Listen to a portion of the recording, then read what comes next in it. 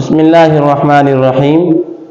آج کا ایک مسئلہ ہے، کسی دوست نے پوچھا ہے کہ اگر کسی کی صبح، ظہر، عصر کی نماز فوت ہو گئی، اب اس وقت مغرب کا ٹائم بھی آ گیا، مغرب کی نماز کا ٹائم بھی آ گیا، تو اب وہ پہلے یہ وقتی نماز یعنی مغرب کی نماز پڑھے یا جو پہلے کی 3 نمازیں اس کی فوت ہو چکی ہیں، قضا ہو چکی ہیں، تو پہلے وہ نمازیں پڑھے یعنی ان کی قضا کرے، یا پہلے یہ وقتی نماز یعنی مغرب پڑھ لے؟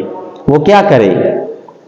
تو اس کا جواب یہ ہے کہ دیکھیں، اگر صاحب ترتیب ہے تو پہلے وہ نمازیں قضا کر لے، صبح کی، ظہر کی، عصر کی، وہ نماز کی قضا کر لے، چاہے مغرب کی نماز فوت ہو جائے، یعنی چاہے مغرب کی نماز با جماعت نکل جائے، فوت ہونے سے مراد ہے جماعت سے نکل جائے، تو اس کے بعد پھر بعد میں تنہا نماز اپنی پڑھ لے مغرب کی۔